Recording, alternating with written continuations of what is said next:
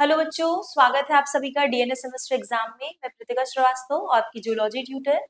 बच्चों, आज हम नेक्स्ट यूनिट नंबर 7 देखेंगे, जो कि हमारा नर्वस सिस्टम एंड एंडोक्राइनोलॉजी है।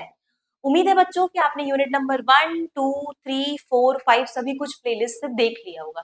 अगर आपने अभी तक नहीं देखा है तो उसको जरूर से प्लेलिस्ट से देख लीजिए। तो बच्चों, इस यूनिट में क्या पढ़ना है हमको? नर्वस सिस्टम एंड एंडोक्राइनोलॉजी में नर्वस सिस्टम में हम देखेंगे बच्चों, नर्वस सिस्टम बेसिकली क्या है। क्या है हमारा नर्वस सिस्टम? नर्वस सिस्टम किससे मिलकर बना हुआ है? वो किस चीज से मिलकर बना हुआ है? हमारा सीएनएस और पीएनएस से। ठीक है, सीएन सेंट्रल नर्वस सिस्टम की बात हो रही है बच्चों। सेंट्रल नर्वस सिस्टम जो कि हमारा ब्रेन और स्पाइनल कॉर्ड से बना हुआ है। उसी तरीके से हमारा पेरिफेरल नर्वस सिस्टम है, जो हमारे पैरासिम्पैथेटिक, सिंपैथेटिक नर्व्स हैं, क्रेनियल नर्व्स हैं, स्पाइनल नर्व्स हैं। हम उन सभी को डिटेल में देखेंगे। ठीक है, तो आइए शुरू करते हैं इस चैप्टर को नर्वस सिस्टम से कि क्या है और देखते हैं। चलिए, क्या क्या देखने वाले हैं हम आज के टॉपिक में? कौन कौन से टॉपिक कवर होने वाले हैं बच्चों? आज हम देखेंगे organisation, myelinated and non myelinated nerve fibre, resting membrane potential जिसको हम जेनेसिस भी कहते हैं, action potential that is initiation and conduction, और types of synapses and chemical transmission. इतने टॉपिक आज हम कवर करेंगे और जो टाइप ऑफ साइनेप्सेस है वो हम नेक्स्ट क्लास में कवर करेंगे। तो चलिए देखते हैं बच्चों। नर्वस सिस्टम पे आगे बढ़ने से पहले आपको पता होना चाहिए कि नर्वस सिस्टम क्या है। नर्वस सिस्टम जिसका मास, वेट क्या है बच्चों? ओनली 2 kg है।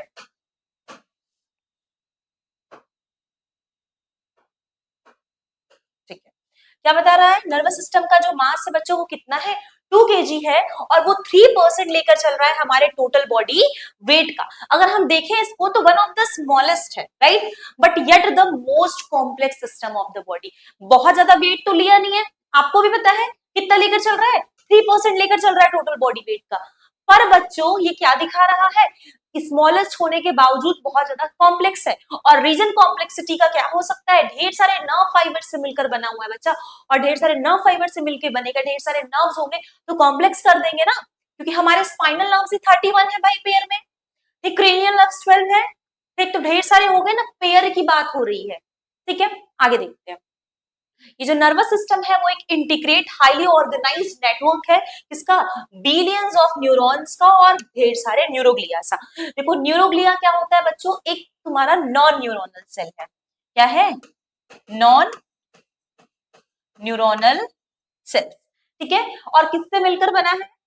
ये हमारा सोमैटोब्लास्ट सेल्स होते हैं बच्चों। ठीक है, जब आपका एक्टोडर्म से न्यूरॉन्स बन रहा होता है, बेसिकली एक ऐसी ओरिजिन है, एक्टोडर्मल ओरिजिन है, राइट। तो ये जो हमारे न्यूरोग्लिया है वो कैसे सेल्स हैं? नॉन न्यूरोनल सेल्स हैं। ठीक है, ये भी हमारे मतलब हम कह सकते हैं 30 to 40 टाइम्स ज्यादा है हमारे न्यूरॉन से। हमारा नर्वस सिस्टम ढेर सारे न्यूरॉन से मिलकर बना हुआ है ना, पर उसमें भी न्यूरॉन से ज्यादा कौन दिखाई देते हैं? हमारे न्यूरोग्लिया सेल्स दिखाई दे रहे होते हैं। ठीक है, और क्या बताया जा रहा है? जो भी स्ट्रक्चर हमारे नर्वस सिस्टम को बना रहा है वो कौन कौन से स्ट्रक्चर है?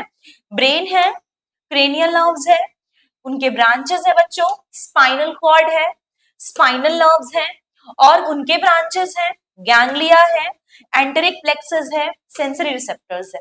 एंटेरिक मींस स्मॉल इंटेस्टाइन की बात कर रहा है, उससे निकलने वाले नर्व्स भी तो है वहां भी। ठीक है, अभी मैंने बोला गैंग्लिया। गैंग्लिया किसे कहते हैं भाई? जब हम ढेर सारे न्यूरोनल सेल बॉडी के क्लस्टर को देखें जो कि हमारे कहाँ पाए जा रहे होते हैं? पेरिफेरल नर्वस सिस्टम में। ठीक है, तो हमारे पेरिफेरल नर्वस सिस्टम में ढेर सारी न्यूरोनल सेल बॉडीज पाई जा रही है। उस न्यूरोनल सेल बॉडीज को ही हम क्या बोल रहे होते हैं? हम गैंग्लियन बोल रहे होते हैं। ठीक है, आगे बढ़ते हैं। न्यूक्लियस क्या है भाई? Nucleus is a cluster of neuronal cell bodies located in the CNS. एक तरीके से डिफरेंस मिल रहा है ना, यहाँ पे गैंग्लियन में किसका क्लस्टर देखने को मिल रहा है बच्चों? गैंग्लियन में आपको हमें देखने को मिल रहा है न्यूरोनल सेल बॉडी का क्लस्टर, राइट, ये दिख रहा है कहाँ पे? पीएनएस में। अगर न्यूरोनल सेल बॉडी का क्लस्टर हमें पीएनएस में दिख रहा है, that refers to as ganglion, पर हमें वही न्यूक्लियस का क्लस्टर जो कि हमारा न्यूरोनल सेल बॉडीज है वो कहाँ देखने को मिल रहा है? वो हमारा सीएनएस में मिल रहा है। ठीक है, तो ये है बच्चों आपका एक तरीके से इंट्रो नर्वस सिस्टम का। आगे बढ़ते हैं और देखते हैं।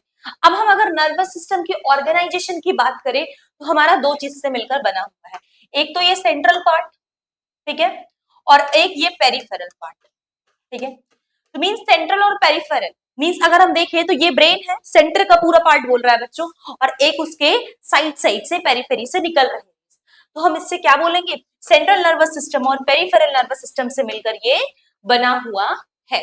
क्यों? क्योंकि जो हमारा ब्रेन है बच्चों, ब्रेन से जो हमारी नर्व्स अराइज हो रही होती हैं, जो भी ब्रेन से नर्व्स अराइज होती है, हम उनको क्या बोलते हैं, हम उनको क्रेनियल नर्व्स बोल रहे हैं, ठीक। और जो हमारा स्पाइनल कॉर्ड से अराइज हो रहा होता है उसको हम क्या बोल रहे होते हैं, स्पाइनल नर्व्स बोल रहे होते हैं, ठीक है। ये है आपका एक तरीके से ऑर्गेनाइजेशन, ठीक है, सब डिविजन जिनको हम कहते हैं। आगे बढ़ते हैं, अब आते हैं सेंट्रल नर्वस सिस्टम। बच्चों सेंट्रल नर्वस सिस्टम हमारा दो पार्ट से मिलकर बना हुआ है, किससे किससे, ब्रेन से और स्पाइनल कॉर्ड से, ठीक, किससे मिलकर बना हुआ है, ब्रेन से और स्पाइनल कॉर्ड से। तो क्या बता रहा है बच्चों, ये जो हमारा सेंट्रल नर्वस सिस्टम है वो ब्रेन और स्पाइनल कॉर्ड से मिलकर बना हुआ है। इसमें different type of sensory information आ रहे होते हैं। कहाँ आ रहे होते हैं, हमारे सीएनएस में। भाई सीएनएस, ब्रेन और स्पाइनल कॉर्ड, और ये किस चीज का सोर्स है, ये थॉट का सोर्स है, इमोशंस का सोर्स है, मेमोरीज का सोर्स है।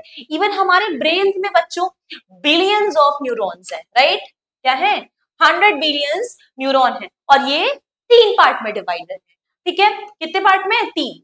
सबसे पहला ब्रेन में क्या दिखा रहा है बच्चों, फोर ब्रेन, जिसको हम प्रोजेंसेफेलॉन भी कहते हैं, ठीक है। और क्या है, टीलेंसेफेलॉन, ऑल्फैक्टरी लोब और सेरिब्रम। तो जो हमारा फोर ब्रेन है बच्चों, जो सबसे लार्जेस्ट पार्ट है उसमें क्या है, cerebrum, right, it is the largest part, right. Diencephalon हमारे बेस ऑफ ब्रेन पे प्रेजेंट है, ठीक। सेकंड क्या है भाई, मिड ब्रेन, जहां हमारी वेंट्रिकल्स दिख रही होती है ना, वो क्या है, वहां पे एक दिया हुआ है आपका optic lobes, and last one is the hind lobe, hind brain, जिसको हम रोमेनसेफेलॉन कहते हैं, जिसमें क्या आ रहा है बच्चा, सेरिबेलम एंड पॉन्स, राइट। और किससे मिलकर बना हुआ है, मेडुला ऑब्लंगेटा, और यही मेडुला ऑब्लंगेटा आगे जाके किससे कनेक्ट हो जाता है, स्पाइनल कॉर्ड से। तो यहाँ अगर देखा जाए तो इन शॉर्ट आपको ब्रेन के स्ट्रक्चर के बारे में बताया गया है, जो ब्रेन का स्ट्रक्चर आप ऑलरेडी अपने छोटे क्लासेस में पढ़ चुके होते हो, ठीक है। स्पाइनल कॉर्ड मैंने बताया ना, यही स्पाइनल कॉर्ड, मेडुला ऑब्लंगेटा आगे जाके स्पाइनल कॉर्ड से कनेक्ट है। ये जो स्पाइनल कॉर्ड है वो क्या कनेक्ट कर रहा है, ब्रेन को, connect to the brain through the foramen magnum. हमारा जो स्पाइनल कॉर्ड है वो हमारे ब्रेन से कैसे कनेक्ट है, ये बहुत अच्छा क्वेश्चन है, किससे, foramen magnum of the skull से, ठीक है। और कौन इंसर्कल किया हुआ है, वर्टेब्रल कॉलम के बोन्स को इंसर्कल किए हुए हैं। इसमें क्या है, मिलियंस ऑफ न्यूरॉन्स देखने को मिल रहा है। तो ये कुछ इंट्रो था बच्चों सीएनएस के बारे में, होप सो आपको समझ आ गया होगा। आगे बढ़ते हैं, पेरिफेरल नर्वस सिस्टम। पेरिफेरल से ही समझ आ रहा है, पेरिफेरी की बात कर, मींस जो सेंट्रल, जो हमारा सेंटर ब्रेन और ये जो हमारा कह सकते हैं स्पाइनल कॉर्ड वाला था पार्ट, वो हो गया। अब इसके साइड साइड से जो भी हमारी रेस कह सकते हैं नर्व्स निकल रही हैं, उसकी बात कर रहे हैं, that is called as peripheral nervous system, ठीक है। तो क्या है भाई, पेरिफेरल नर्वस सिस्टम में जो भी टिश्यूज हमारे सीएनएस को छोड़ के हमारे ब्रेन और ये स्पाइनल कॉर्ड वाले पार्ट को छोड़कर आते हैं, हम उनको क्या बोल रहे होते हैं, पेरिफेरल नर्वस सिस्टम, जिसमें हमारा क्रेनियल नर्व्स आ रहा होता है और उनकी ब्रांचेस, स्पाइनल नर्व्स और उनकी ब्रांचेस, गैंग्लिया और सेंसरी रिसेप्टर्स। गैंग्लियन कहाँ थे, पीएनएस में थे ना, ठीक है। और ये पीएनएस आगे जाके 3 पार्ट में डिवाइडेड है, one is somatic nervous system, another is autonomic nervous system, and next to this one is the enteric nervous system। बच्चों देखो हमारे क्रेनियल नर्व्स कितने हैं पूरे, 12 इन पेयर है, राइट। और इनको हम किससे डिनोट करते हैं, हम इनको रोमन नंबर से डिनोट कर रहे होते हैं, ठीक है। स्पाइनल नर्व्स हमारे 31 इन पेयर है, ठीक है, इस तरीके से चल रहा। आगे देखते हैं क्या है, सोमैटिक नर्वस सिस्टम को देखा जाए। चलिए, सोमैटिक नर्वस सिस्टम किसको बोल रहे हैं, सोमैटिक नर्वस सिस्टम हम बोलते हैं बच्चों सेंसरी न्यूरॉन्स, एक ऐसे सेंसरी न्यूरॉन्स की बात कर रहे हैं, एक ऐसे सोमैटिक रिसेप्टर्स की बात हो रही है, सोमा मींस बॉडी, जिनके रिसेप्टर्स हमारे बॉडी में हर जगह है, राइट। हमारे बॉडी में हर जगह मतलब कहाँ कहाँ, हेड में, बॉडी वॉल में, लिम्स में, ये एक रिसेप्टर फॉर्म कर रहे होते हैं, जो कि क्या फॉर्म करता है, स्पेशल सेंसेस दिखा रहा है, विजन का, हियरिंग का, टेस्ट का, स्मेल का, सीएनएस का, ठीक है। और मोटर न्यूरॉन्स क्या होते हैं भाई, वो देखो अभी मैंने क्या बताया, हमारे बॉडी में रिसेप्टर्स हैं, वो रिसेप्टर्स इंफॉर्मेशन जब सीएनएस को दे रहे होते हैं तो वो होता है सेंसरी न्यूरॉन्स। ठीक, हमारे सेंस ऑर्गन के थ्रू वो मैसेज कहाँ जा रहा है, हमारे सेंट्रल नर्वस सिस्टम को। भाई मैसेज तो सेंट्रल नर्वस सिस्टम को पहुंच गया, सेंट्रल नर्वस सिस्टम ने उस मैसेज पर रिस्पॉन्स किया। रिस्पॉन्स क्या, लेट सपोज मुझे इस पेन को उठाना था, ये मैसेज मुझे पता है कि मुझे उठाना है, मैंने मैसेज दिया अपने ब्रेन को, तो वो मैसेज जा रहा है बच्चों सेंसरी न्यूरॉन के थ्रू। पर ब्रेन भी तो बोल रहा है हाँ ठीक है भाई उठा लो, उठाना है तो वो किसके फॉर्म में आ रहा है, मोटर न्यूरॉन्स के फॉर्म में। वो इंपल्स कंडक्ट करा रहा है हमारे सीएनएस से स्केलेटल मसल तक। ठीक है, वो स्केलेटल मसल्स कहाँ है, लिम्स के पास, जो हमारे कंट्रोल में है, हमारे वॉलेंटियर्स हैं, हम उनको समझा रहे हैं। ठीक, वहां से मैसेज आ रहा होता है। अब क्या है, ये मोटर रिस्पॉन्सेस बहुत ज्यादा कंट्रोल्ड है। ठीक है, तो हम इनको क्या बोल सकते हैं, the action of this part of the PNS is voluntary. भाई हमारे कंट्रोल में ही तो है ना, कुछ चीजें हमारी कंट्रोल्ड में, और ये जो पार्ट हम पढ़ रहे हैं वो तो टोटली कंट्रोल्ड है। टोटली कंट्रोल्ड है, इसलिए पीएनएस के इस वाले पार्ट को बच्चों हम वॉलेंटरी बोल रहे होते हैं। चलिए आगे देखते हैं। अब आते हैं ऑटोनोमिक नर्वस सिस्टम में। ऑटोनोमिक नर्वस सिस्टम क्या है, ये बता रहा है कि जो हमारा सेंसरी न्यूरॉन्स है वो इंफॉर्मेशन हमारे कहां से, ऑटोनोमिक सेंसरी रिसेप्टर्स, जो कि कहां लोकेटेड है बच्चों, लोकेटेड है हमारे विसरल ऑर्गन्स में। विसरल ऑर्गन्स जैसे कि हमारे स्टमक में है, हमारे लंग्स में है, और फिर वहां वो कहां जा रहा है मैसेज, सीएनएस। अभी विसरल ऑर्गन की बात होने लगी, उस वक्त हमारे सेंस ऑर्गन्स की बात हो रही थी, राइट। अब मोटर न्यूरॉन क्या है, फिर वही से वो क्या करेंगे, जहां से इंफॉर्मेशन जा रहा है वो उनका इफेक्टर ऑर्गन हो गया, बोलेंगे हाँ भाई जो काम करना है कर लो। तो मतलब सीएनएस से इस बार मैसेज कहाँ आ रहा है, स्मूथ मसल्स पे। ऑटोनॉमिक में कहाँ इससे पहले सोमैटिक में कहाँ आ रहा था, स्केलेटल मसल पे। अभी कहाँ आ रहा है, स्मूथ मसल्स पे। ठीक है, कार्डियक मसल्स पे और ग्लैंड्स पे। ठीक है, ये मोटर रिस्पॉन्सेस एक नॉर्मल कंडीशन में है। जैसे कि कैसे नॉर्मल कंडीशन पे है, अब आप बताओ, अगर कोई विसरल ऑर्गन पे जा रहा है, लेट सपोज डाइजेशन वाले रिफ्लेक्स पे जा रहा है, तो क्या वो हमारे कंट्रोल में, हम चाहेंगे तो डाइजेशन रुक जाएगा, हम चाहेंगे तो चलेगा? नहीं बच्चों, ये हमारे कंट्रोल में नहीं है। और जो चीजें हमारे कंट्रोल में नहीं है वो कौन से रिफ्लेक्स की बात यहाँ पे कर रहा है, ये बता रहा है कि ये नॉर्मली कंसियस कंट्रोल में है, तो हम इसलिए इनको क्या बोल रहे हैं, इनवॉलेंट्री। ठीक, ये जो हमारा ऑटोनॉमिक नर्वस सिस्टम है बच्चों, वो दो पार्ट में डिवाइडेड है। One is sympathetic neural system and another is parasympathetic. कैसे याद रखेंगे, सिंपैथेटिक समझिए एकदम फाइट और फ्लाइट वाला कंडीशन है, अचानक से घबराहट होने लगती है ना, हम जैसे हमें पेपर मिलता है एग्जाम में, अरे एकदम सब कुछ पढ़ कर गए हैं पर फिर भी घबराहट हो रहा होता है, पसीना हो आ रहा होता है, टेंशन हो रहा होता है, जब वो वाली कंडीशन होती है बच्चों तो उसको फाइट और फ्लाइट कंडीशन कहते हैं। और वो फाइट और फ्लाइट कंडीशन कौन दिखा रहा है, हमारा सिंपैथेटिक न्यूरल सिस्टम दिखा रहा होता है। ठीक, और हमारी बॉडी बहुत काम स्टेज में, कोई चिंता नहीं है, कोई परेशानी नहीं है, नॉर्मल फॉर्म में बैठे हुए हैं, तो उस फॉर्म को हम क्या कह रहे होते हैं, पैरासिम्पैथेटिक न्यूरल सिस्टम। जब हमारा रेस्ट और डाइजेस्ट एक्टिविटी अपनी आराम से चल रही होती है, पर जब फाइट और फ्लाइट वाला कंडीशन होता है बच्चों, तो हम उसको क्या बोल रहे होते हैं, सिंपैथेटिक न्यूरल सिस्टम। तो आई होप कि आपको ऑटोनॉमिक की दो पार्ट और ऑटोनॉमिक क्या है ये दोनों समझ आ गया होगा।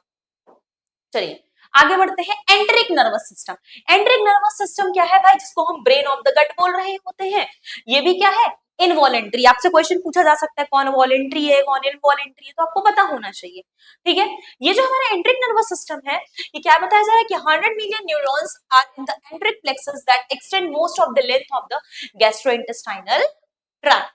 ठीक है, बहुत सारे ऐसे न्यूरॉन्स हैं एंटेरिक प्लेक्सस में जो कैसे फंक्शन कर रहे होते हैं बच्चों, फंक्शंस इंडिपेंडेंट कर रहे हैं हमारे ऑटोनॉमिक और सेंट्रल नर्वस। इनको सेंट्रल नर्वस या फिर ऑटोनॉमिक वाले से कोई मतलब नहीं है, ये इंडिपेंडेंट है, ये एंट्रिक वाले सिर्फ अपना काम करने वाले हैं। ठीक है, although they also communicate with CNS, अगर मान लो कम्युनिकेट करना भी है तो वो किससे कर रहे होंगे, सिंपैथेटिक और पैरासिम्पैथेटिक न्यूरॉन से। Neurons is everywhere in nervous system, right, तो ये कम्युनिकेशन कर लेंगे।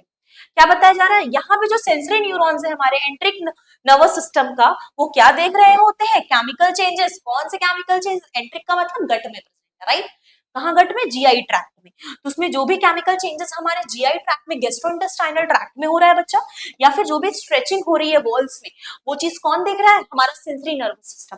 तभी तो मैसेज जा रहा होगा थ्रू किसके, थ्रू पैरासिम्पैथेटिक या सिंपैथेटिक न्यूरॉन्स के थ्रू सीएनएस तक चला जा रहा होगा मैसेज। ठीक है, मोटर न्यूरॉन्स क्या कर रहे होंगे, ठीक है भाई, हमें स्ट्रेचिंग ही तो करानी थी जीआई बॉल की, ये मैसेज तो मैंने इनडायरेक्टली भेज दिया ब्रेन को, स्ट्रेचिंग भी हो जाएगी। उसमें कौन हेल्प करने वाले हैं? मोटर न्यूरॉन्स हेल्प करने वाले हैं। ठीक है, देखो फूड कैसे जीआई ट्रैक्ट से फूड अपना मूव कर रहा है, सिक्रीशंस हो रहे हैं जीआई ट्रैक्ट से, acid from the stomach, activity of GI endocrine cells which secrets hormone. तो अगर हम ऑल ओवर एंट्रिक नर्वस सिस्टम की बात करें तो हमें क्या देखने को मिल रहा है बच्चों? एंट्रिक नर्वस सिस्टम, इसको ब्रेन ऑफ द गट बोला जा रहा है। जैसे हमारे स्मॉल इंटेस्टाइन में कोई सिक्रीशन हो रहा है, लेट्स सपोज पेनक्रियाटिक ग्लैंड से ही हमारा सिक्रीशन हो रहा है एक्सोक्राइन वाला, एंजाइम सिक्रीट हो रहे हैं, स्वेट सिक्रीट हो रहे हैं, तो इनको सिक्रीट होना, ये मैसेज चला गया इंडायरेक्टली हमारे सीएनएस के पास, क्योंकि ये तो इंडिपेंडेंट है। पैरासिम्पैथेटिक और सिंपैथेटिक के साथ ये मैसेज तो जा रहा है बच्चों ब्रेन तक, फिर उधर से रिस्पॉन्स जो आ रहा है कि सिक्रीट हो जाओ भाई, स्ट्रेच होना है स्ट्रेच हो जाओ रिसेप्टर, तो ये सब किसके थ्रू हो रहा है? मोटर न्यूरॉन्स के थ्रू। तो ये क्या था हमारा एंट्रिक नर्वस सिस्टम। चलिए आते हैं cranial nerves and spinal nerves. अभी बताया था मैंने 12 पेयर ऑफ क्रेनियल नर्व्स होते हैं बच्चों, जो कि हमारे ब्रेन ऑफ द बेस से इमर्ज हो रहे होते हैं। इसमें भी कहां से बच्चों? ब्रेन स्टेम से। ठीक है, आप लोगों को बताया जाता है क्लासेस में, वेगस है, कोकाइज, बहुत सारे जितने भी आपके ग्लोसोफेरेंजियल है, ये सब नर्व्स के नेम है, right. Nerve is the bundle of hundreds to thousands of axon plus associated connective tissues and blood vessels। अगर आपसे कोई पूछे नर्व क्या है भाई, तो नर्व हमारा thousands of axon से मिलकर बना हुआ है, उसके साइड साइड में कनेक्टिव टिश्यूज है, ब्लड वेसल्स है, जो हमारे ब्रेन और स्पाइनल कॉर्ड के बाहर प्रेजेंट है, और ये सारे एक स्पेसिफिक रीजन, स्पेसिफिक पाथ को फॉलो करते हैं, रास्ता को फॉलो करके आगे बढ़ रहे होते हैं। ठीक है, 31 पेयर्स हमारे क्या है बच्चों? स्पाइनल नर्व्स है, जो कि हमारे स्पाइनल कॉर्ड से इमर्ज हो रहे हैं और हर एक स्पेसिफिक रीजन में जा रहे हैं। मान लो ये स्पाइनल कॉर्ड वाला रीजन है, कुछ लेफ्ट जा रहे होंगे, कुछ राइट जा रहे होंगे, जिसको अपना जिस स्पेसिफिक रीजन पे जाना है उस साइड पे जा रहा होगा। और ये जो गैंग्लिया है बच्चों, जो कि हमारा cluster of neuronal cell bodies PNS था, are associated with the cranial and the spinal nerves. तो बच्चों इस पे भी क्वेश्चन आता है, एमसीक्यू में आ जाएगा, 31 इन पेयर है या फिर 62 है, तो ये देखना होगा क्वेश्चन किस तरीके से पूछ रहा है, पेयर के फॉर्म में पूछा है या डायरेक्टली टोटल बोला हुआ है, तो हमें ये पता होना चाहिए। चलिए अब हम देखते हैं हमारे नर्वस सिस्टम का फंक्शन क्या क्या है बच्चा। नर्वस सिस्टम का फंक्शन क्या क्या है? नर्वस सिस्टम बहुत सारे कॉम्प्लेक्स एरे ऑफ टास्क को फॉलो करता है। ये 3 बेसिक फंक्शंस को फॉलो कर रहा है। क्या कर रहा है? पहला सेंसरी फंक्शन है। सेंसरी फंक्शन में क्या है? ये सेंसरी रिसेप्टर क्या डिटेक्ट कर रहा है? इंटरनल स्टिमुलाई को डिटेक्ट कर रहा है और एक्सटर्नल स्टिमुलाई। इंटरनल एनवायरनमेंट में जो भी चेंजेस हो रहे हैं या फिर हमारे एक्सटर्नल एनवायरनमेंट में जो भी चेंजेस हो रहे हैं, उसको कौन डिटेक्ट करने वाला है? Sensory function. ठीक है, ये सेंसरी इंफॉर्मेशन जो कि हमारे ब्रेन तक जा रहा है और स्पाइनल कॉर्ड तक जा रहा है, जो भी चेंज हो रहे हैं वो जा तो दोनों के पास रहा है, हमारे ब्रेन के पास भी जा रहा है, हमारे स्पाइनल कॉर्ड के पास भी जा रहा है। तो किसके थ्रू? क्रेनियल और स्पाइनल नर्व्स के थ्रू। ठीक है, आगे देखते हैं इंटीग्रेटिव फंक्शन क्या है? इंटीग्रेट करके प्रोसेस कर रहा है किसका? सेंसरी इंफॉर्मेशन का। जो भी प्रोसेस, जो भी गया है सेंसरी इंफॉर्मेशन, उसको प्रोसेस कर रहा है, एनालाइज कर रहा है, स्टोर कर रहा है कुछ चीजों को, और फिर जाके प्रॉपर एक तरीके से डिसीजन ले रहा है। जैसे हमें अगर अपनी बात किसी को पहुंचानी है, जैसे मान लो लेट सपोज आप अपने पापा से बोलते हो कि मुझे 1000 रुपए चाहिए, यहाँ यहाँ यहाँ जाना है। पापा बोलते हैं अच्छा पहले सुनेंगे, फिर सुनेंगे समझेंगे, हाँ काम का इंफॉर्मेशन रख लूं, बाद में याद रखूंगा कि दिया था पैसा। तो वो वाला काम चल रहा है। पापा तक बात चली कि पापा उसको एनालाइज कर रहे हैं, इंटरप्रेट कर रहे हैं कि तुमको पैसा देना है कि नहीं देना है। ये वाला काम कौन है? Integrative function. फिर जाके एक एप्रोप्रिएट रिस्पॉन्स आप तक आ रहा है, ये इंटीग्रेटिव फंक्शन होता है बच्चों। नेक्स्ट क्या है? Motor function. चलो ठीक है, ले लो पैसा, वो वाला काम है। जो सेंसरी इंफॉर्मेशन गया था उसका रिजल्ट आप तक आ रहा है, वो क्या है? एक बार इंफॉर्मेशन इंटीग्रेट हो गया, एनालाइज हो गया, अब एक प्रॉपर रिस्पॉन्स मिल गया, पैसा हाथ में मिल गया। उसी तरीके से नर्व ने भी रिस्पॉन्स कर दिया, मोटर रिस्पॉन्स किसको? इफेक्टर्स को एक्टिवेट करके। भाई मैंने बोला इस पेन को उठाना है, पेन को उठाना है, तो ये मैसेज जा रहा था, अब उठा भी लिया जाए ऐसे करके, या फिर लिखना है, चलो लिख लिया जाए, मान लो ए बी सी लिखना है, ठीक है, लिख दिया, तो ये मोटर रिस्पॉन्स है। इफेक्टर पे गया मैसेज कि भाई लिखना शुरू कर। क्लियर है? ये है। ठीक है बच्चों, आगे बढ़ते हैं। क्या बोला जा रहा है? किससे देखा जा रहा है? Activate effectors through cranials and spinal nerves. Stimulator of the effector causes muscles to contract and glands to secrete.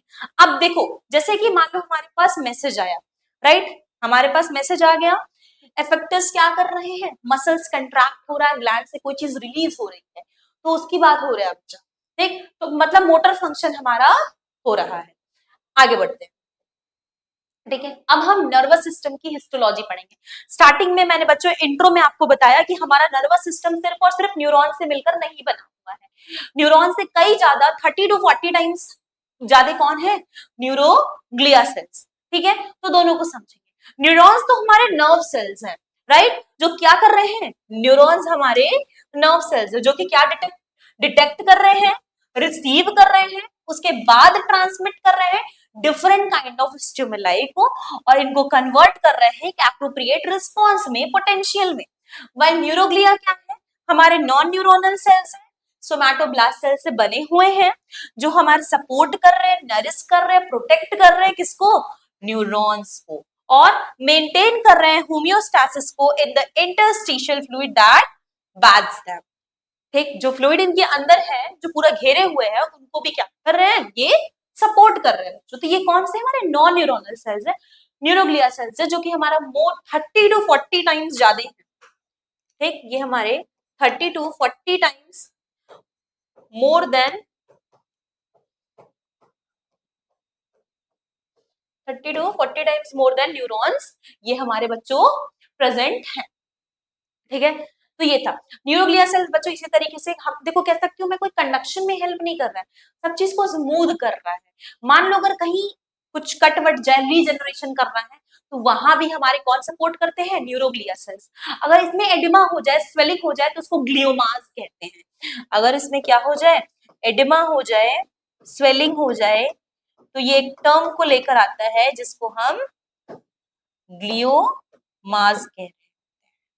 ठीक है, होप सो आपको इतना समझ आ गया होगा। आगे बढ़ते हैं, चलिए अब हम न्यूरॉन्स को समझते हैं और काफी डिटेल में समझेंगे। देखो बच्चों, न्यूरॉन्स हमारे 3 बेसिक पार्ट से मिलकर बना हुआ है।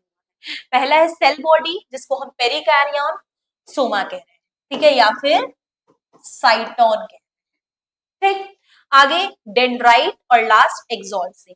मींस क्या बोला जा रहा है, ये वाली पार्ट को, ये जो ऐसे ऐसे ब्रांचेस निकले, that is called as dendrites. ये सब क्या है बच्चों, ये सब डेंड्राइट्स।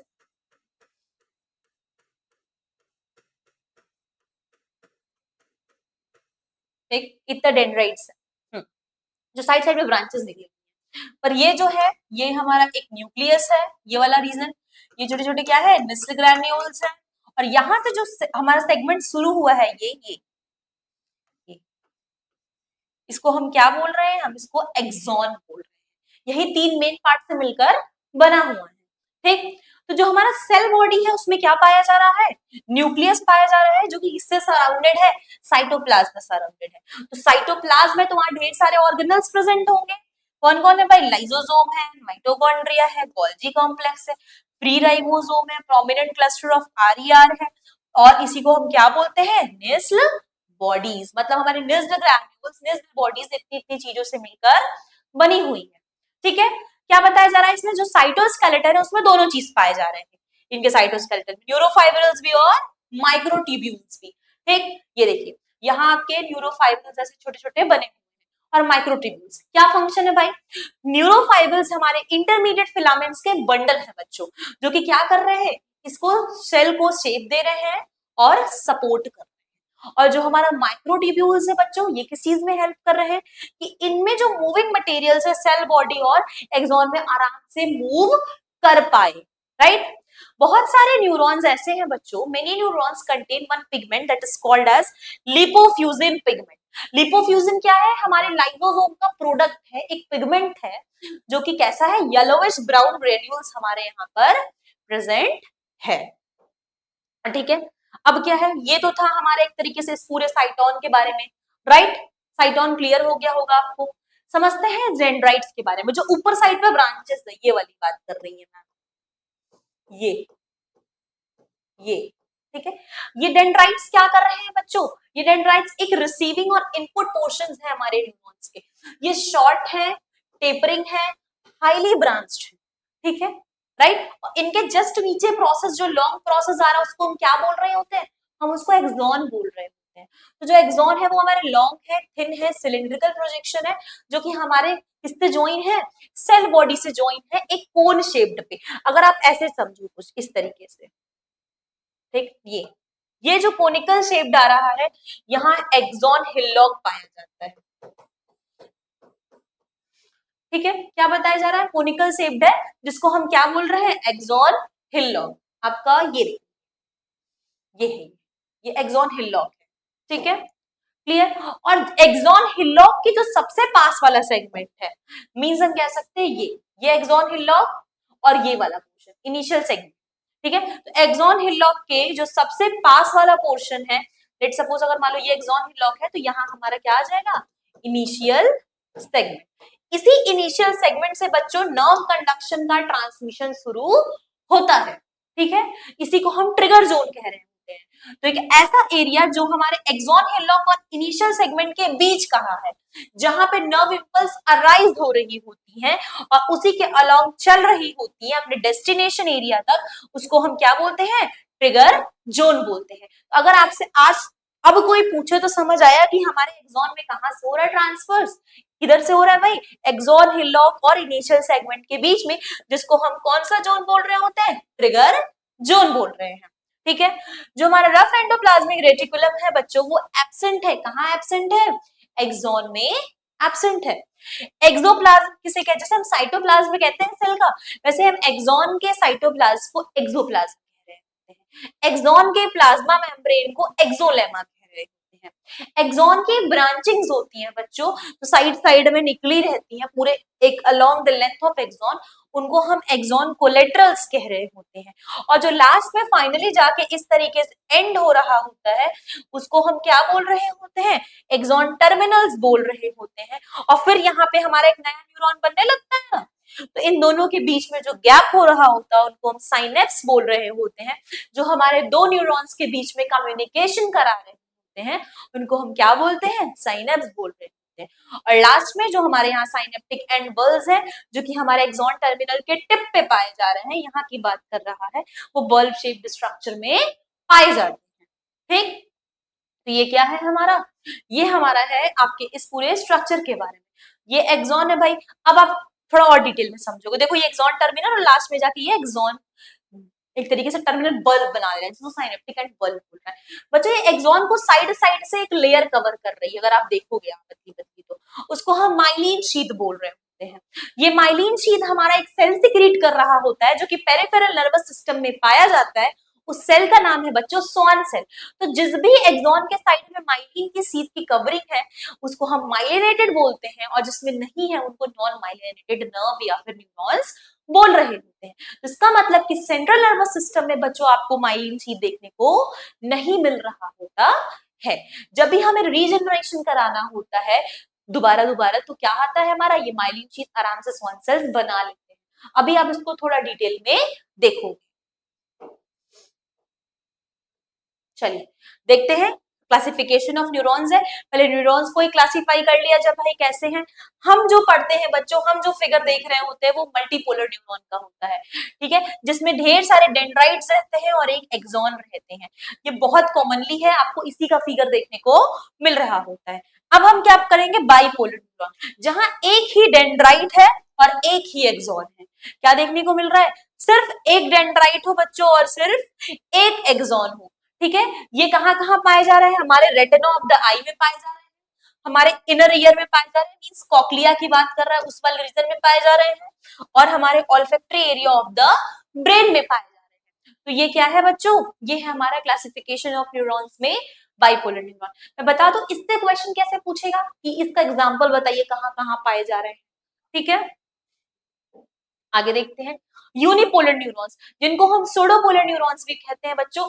इसमें ऐसा लगता है एक प्रोसेस है जिसमें एक्सॉन हमारा क्या हो गया है, फ्यूज हो गया है। ठीक है, जिनके पास एक डेंड्राइट और एक्सॉन है, बट वो क्या है, फ्यूज हो गया और एक कंटिन्यूअस प्रोसेस बना ले, जैसे लग रहा है बस सेल बॉडी है और कुछ समझ नहीं आ रहा होता है। तो ये न्यूरॉन्स को हम क्या बोल रहे होते हैं, सूडो यूनिपोलर न्यूरॉन्स बोल रहे होते हैं। क्यों बोल रहे थे स्यूडो यूनिपोलर न्यूरॉन्स? क्योंकि स्टार्टिंग में ये कैसे रहते हैं एम्ब्रियो वाले में, ये बाइपोलर न्यूरॉन की तरह रहते हैं, पर डेवलपमेंट के टाइम पे एम्ब्रियो से जब आगे बढ़ते हैं, पूरा बेबी का फॉर्मेशन हो जाता है बच्चों, उस टाइम पे वो सूडो में आ जाते हैं। ठीक है, तो इनका फंक्शन क्या है? एज अ सेंसरी रिसेप्टर है भाई।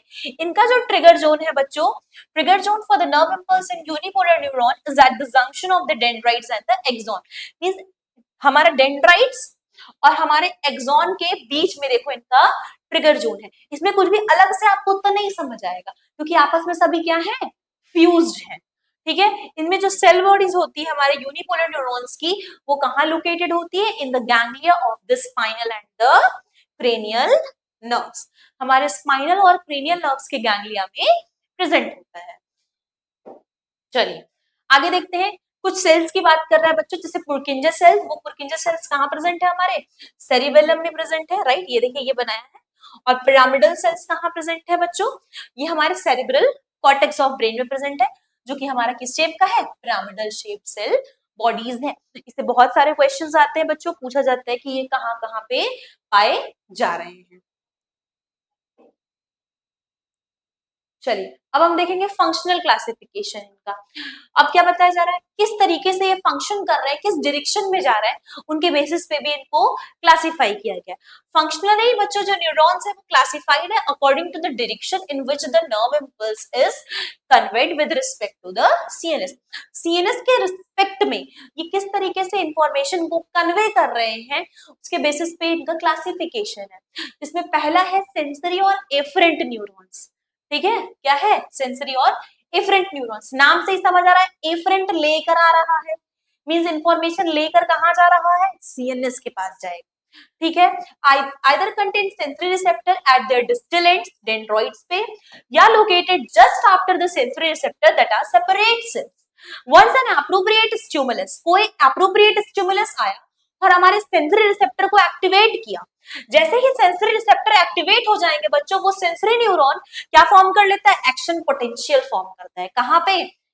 एक्शन पोटेंशियल फॉर्म किया एक्सॉन्स में, और ये एक्शन पोटेंशियल कहां चला गया?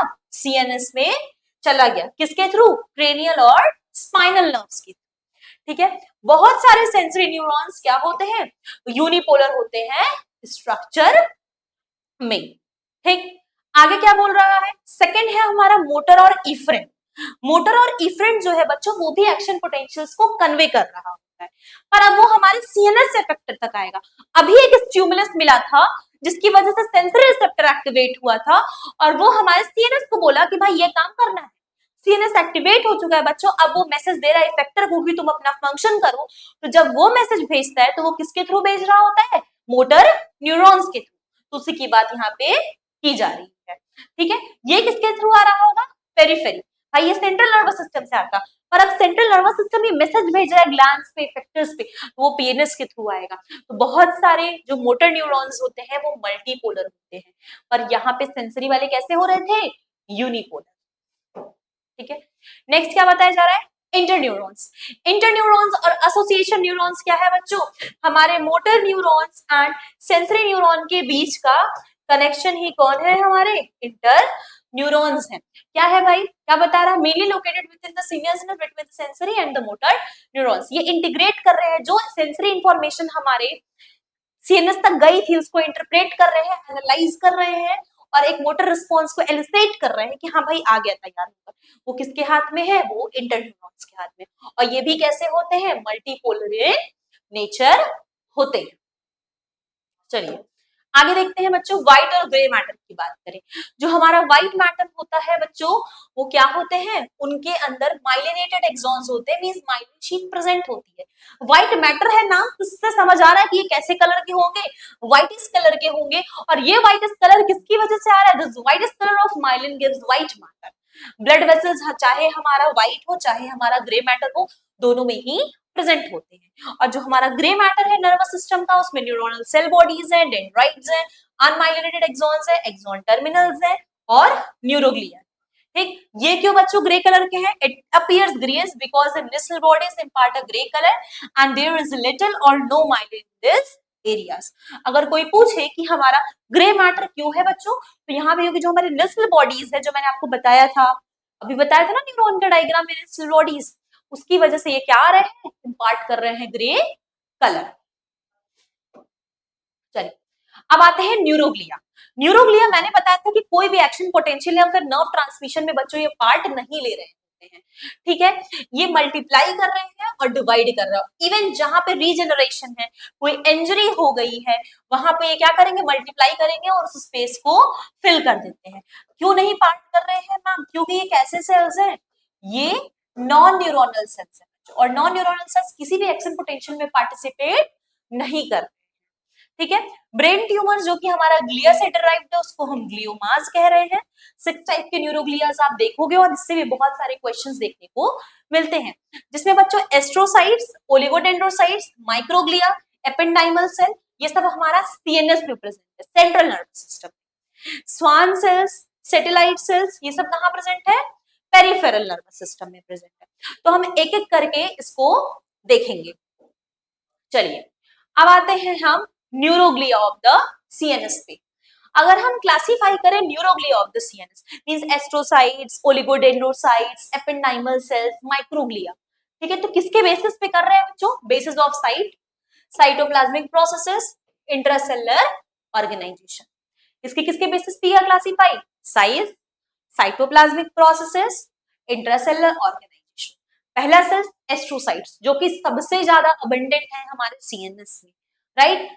क्या है, स्टार शेप्ड सेल्स है, बहुत सारे प्रोसेसेस है, लार्जेस्ट है और सबसे ज्यादा न्यूरल्स ऑफ द न्यूरोग्लिया सेल्स में ये पाए जाते हैं। ये दो टाइप के हैं, एक प्रोटोप्लाज्मिक एस्ट्रोसाइट्स है और एक फाइब्रस एस्ट्रोसाइट्स है। तो जो हमारा प्रोटोप्लाज्मिक एस्ट्रोसाइट्स है, उनके छोटे ब्रांचिंग होती है और वो हमारे ग्रे मैटर में पाए जाते हैं, पर जो हमारा फाइब्रस एस्ट्रोसाइट्स है, उनके लॉन्ग और अनब्रांच्ड प्रोसेसेस हैं और वो कहाँ पाए जा रहे हैं, व्हाइट मैटर में पाए जा रहे हैं, ठीक है। फंक्शन क्या है बच्चों, इनके पास माइक्रोफिलामेंट है, ऑब्वियसली मूव करने में तो हेल्प कर ही रहे होंगे, which provide strength and support to neurons. Next क्या है, इनका जो हमारा प्रोसेस निकला हुआ है इस तरीके से बाहर एस्ट्रोसाइट्स का बच्चों, ये हमारे ब्लड कैपिलरीज के अराउंड रैप्ड रहते हैं, ठीक है, so that it isolate neurons from various harmful substance.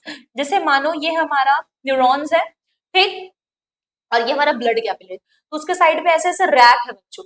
Rap क्यों है, क्योंकि कोई हार्मफुल सब्सटेंस हमारे न्यूरॉन्स के पास न जाए। इवन ये हमारे एस्ट्रोसाइट्स क्या कर रहे होते हैं, केमिकल सिक्रीट कर रहे होते हैं, जो कि सिलेक्टिव परमिएबिलिटी को मेंटेन कर रहा है।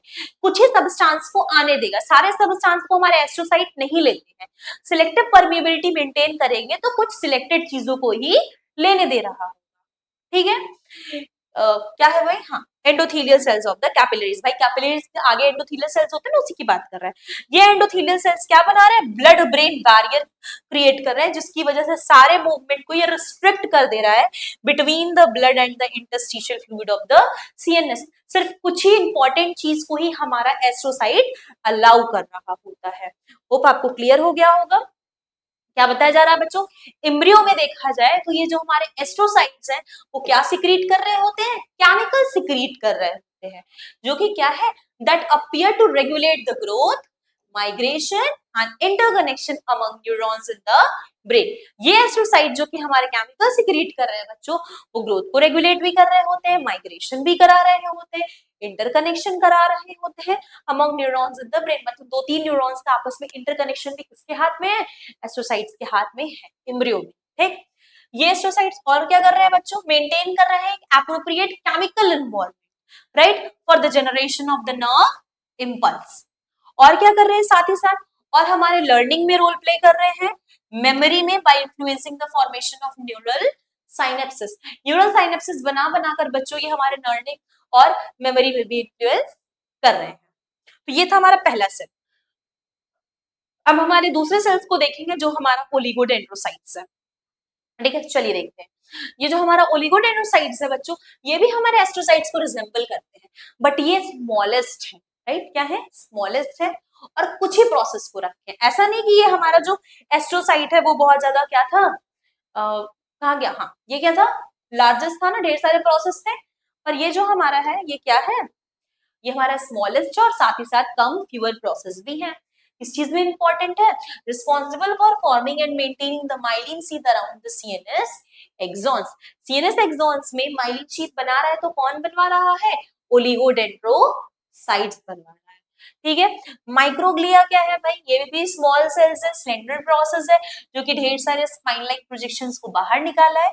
इनका फंक्शन है कि अगर न्यूरॉन्स में कोई बाहर से डिब्रीज या कोई अलग वर्न आउट चीजें आ गई हैं तो हम उसको क्या कर दे, खा जाए। तो माइक्रोग्लियास क्या करते हैं, फैगोसाइटिक फंक्शन करा रहे होते हैं जो कि माइक्रोब्स को खा जा रहे हैं और नर्वस टिश्यू को डैमेज कर दे रहे हैं।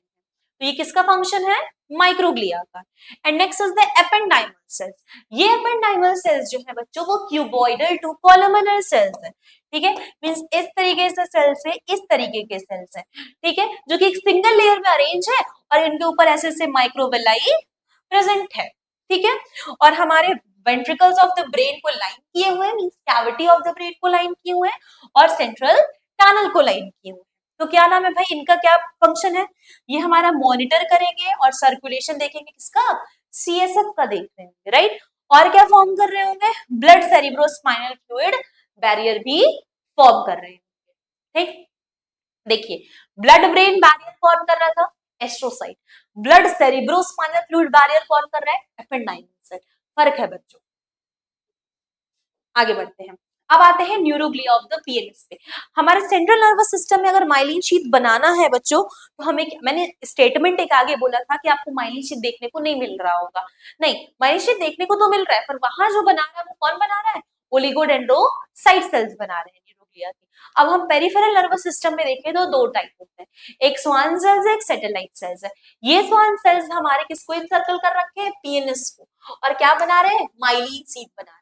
और ये स्वान सेल माइलिनेट कर रहे हैं सिंगल एक्सॉन्स को और उनके टाइम पे 20 to 30 लेयर्स ऑफ सीड्स बना ले रहे हैं। ठीक है, ये देखो ये एक्सॉन्स है और इसके साइड साइड में कवरिंग दिख रही है ना, तो स्वान सेल्स ही बना रहे हैं। सैटेलाइट सेल्स क्या है बच्चों, ये फ्लैट सेल्स है जो हमारे cell body of the neurons of the PNS ganglia को सराउंड किए हुए हैं।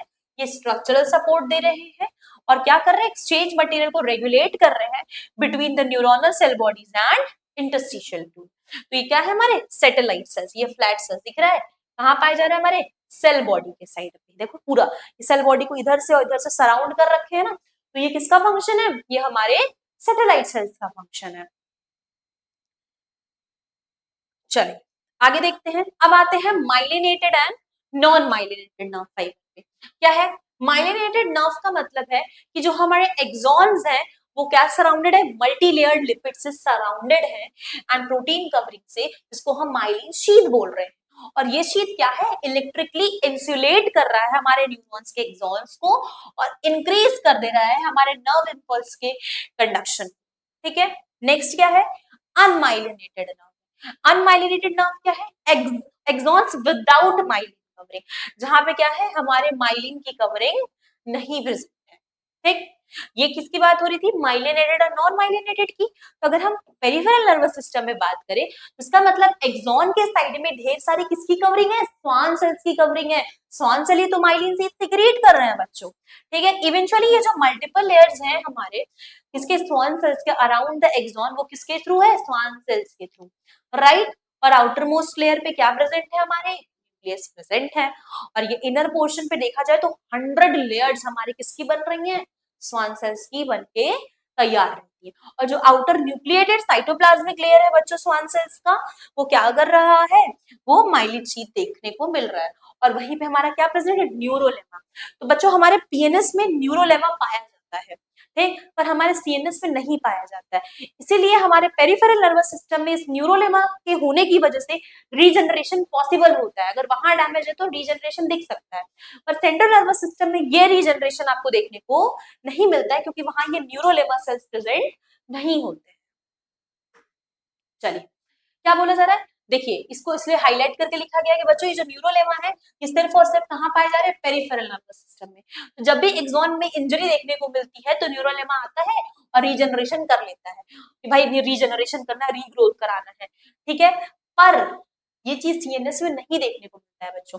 अभी आप कुछ इस तरीके से इमेजिन करो, मैं एक रफ डायग्राम आपको दिखाती हूँ। ये देखो ये माइलिन शीथ है। माइलिन शीथ बच्चों पूरे पूरे जगह नहीं होती है, छोड़ छोड़ के देखो कवर की हुई है एक्सॉन को। तो जहां नहीं है इंटरवल पे दिख रही है वो क्या है, नोड्स ऑफ रैनवियर।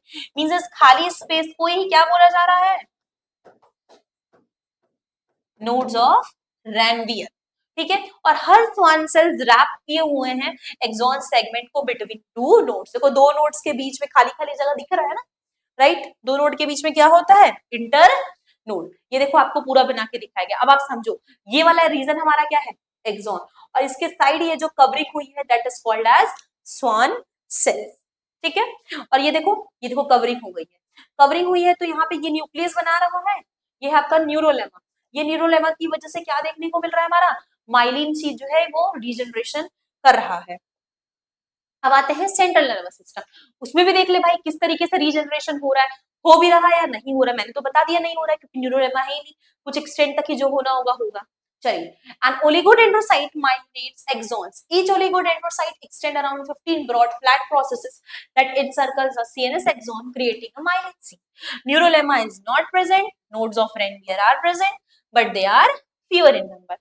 तो अगर axons in the CNS display little regrowth after injury, this is due to the absence of neurolemma and in part to an inhibitory influence exerted by the oligodendrocytes on axon regrowth. ठीक है, oligodendrocytes क्या करता है, inhibitory effect दिखा रहा है कि नहीं भाई रीग्रोथ नहीं कर। ठीक है, ये वाला हाल चल रहा है बच्चों। ठीक, नोड्स ऑफ रैनवियर यहाँ प्रेजेंट है पर एकदम सेम नंबर नहीं है कि ढेर सारे जैसे हमारे कहाँ थे सेंट पीएनएस में थे उसी तरीके से रहे, तो नहीं ऐसा नहीं होता।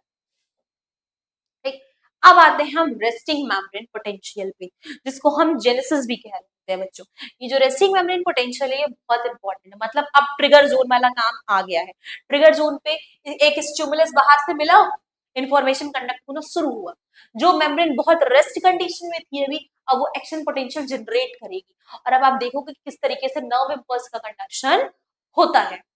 ठीक, देखिए मसल्स फाइबर की तरह हमारे न्यूरॉन्स भी क्या है, इलेक्ट्रिकली एक्साइटेबल। ठीक, ये एक दूसरे से कम्युनिकेट कर रहे होते हैं दो तरीके के इलेक्ट्रिकल सिग्नल्स को यूज कर। क्या कर रहे हैं, दो टाइप के इलेक्ट्रिकल सिग्नल यूज कर रहे हैं। पहला बच्चों ग्रेडेड पोटेंशियल यूज कर रहे हैं और दूसरा एक्शन पोटेंशियल यूज कर रहे हैं। अब समझो मैं बोलूं कि मुझे यहां से यहां तक जाना है, मतलब डिस्टेंस शॉर्ट है, डिस्टेंस शॉर्ट है तो मैं ग्रेडेड पोटेंशियल यूज करूंगी। मैं बोलूंगा मुझे यहां से यहां आना है, डिस्टेंस लॉन्ग है, बीच में बहुत सारे हर्डल्स देखने को मिलेंगे, तो मैं किसको यूज करने वाली हूँ, एक्शन पोटेंशियल्स को।